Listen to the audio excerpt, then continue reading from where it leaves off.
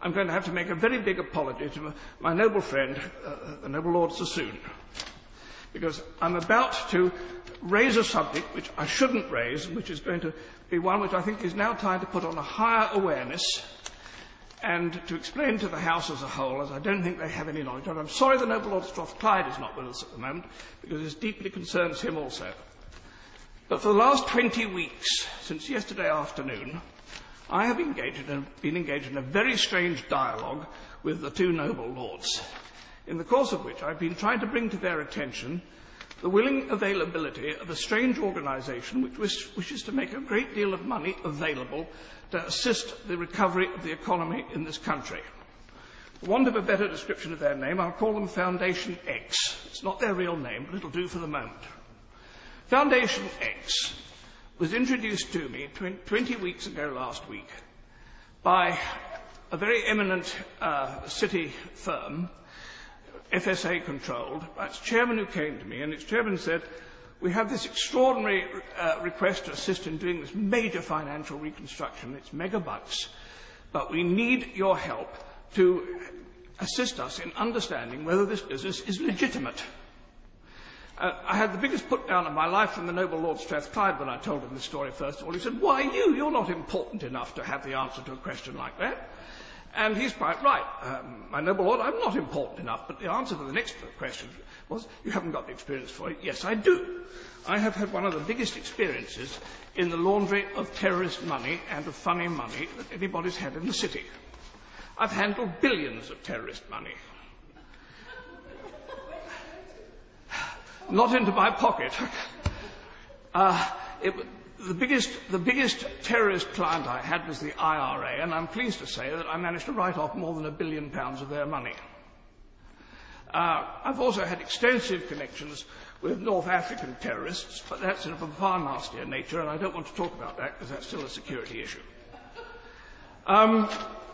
I would also hasten to add, it's no use getting the police in for me, because I shall immediately call the Bank of England as my defence witness, as they put me in to deal with these problems.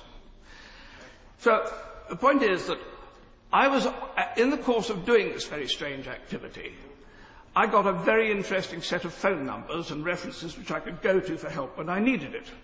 And so people in the city have known that if they want to check out anything that looks at all odd, they can come to me and I can press a few phone numbers and get a reference. And so they came to me and asked me whether I would get them a reference and a clearance on foundationx. And for 20 weeks I've been endeavouring to do so. I myself have come to the absolute conclusion that they are completely genuine and sincere, and that they are quite directly wishing to make the United Kingdom one of the principal points for which they will use to disseminate their extraordinary great wealth into the world at this present moment as part of an attempt to seek the economic recovery of the global economy. And so I made the phone call to my noble friend Lord Strathclyde on a Sunday afternoon. I think he was sitting on his lawn, poor man. And he did the quickest ball pass I've ever seen. If England can do anything like it at Twickenham on Saturday, we have a chance against the All Blacks. And the next thing I knew, I'd got the noble Lord SaLuSa on the phone instead. And he, from the outset, took the quite right, proper defensive attitude of total scepticism and said, this possibly can't be right.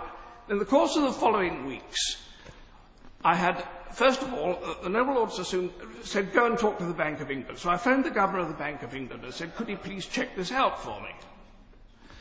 And he came back after about 3 days and said, you can get lost. I'm not touching this with a barge pole. It's far too difficult. Take it back to the Treasury. So I did. And within another day, the noble Lord SaLuSa had come back and said, this is rubbish. It can't possibly be right. So I said, well, I'm going to work more on it. And then I had a meeting with the noble Lord Strathclyde, and I actually bought one of the senior executives from foundationx to meet Lord Strathclyde. I have to say that as first dates go, it was not a great success. Neither of them ended up by inviting the other one up for a coffee or a drink at the end of the evening, and they didn't exchange telephone numbers in order to be able to follow up the call. In fact, I found myself between a rock and a hard place, represented by both a rock and a hard place, which were totally paranoid about each other. because the foundationx people have got an amazing obsession with their own security. They are expecting only to be contacted by somebody equal to head of state status, or somebody who has an international security rating equal to the top 6 people in the world. And this is such a strange situation. So both the noble Lord Sassoon and the noble Lord Strathclyde both came up with what should have been an absolute killer argument as to why this could not be true and we should forget it. Noble Lord Sassoon's argument first was that these people were offering evidence, or they claimed evidence, that they had lodged £5 billion with British banks last year.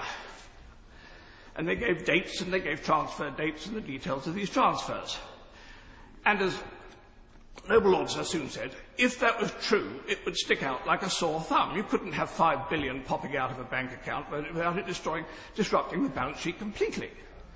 But I remember that about the same time that those transfers were being made, the noble Lord Miners was indulging in his game of rearranging the deck chairs on the Titanic of the British banking community.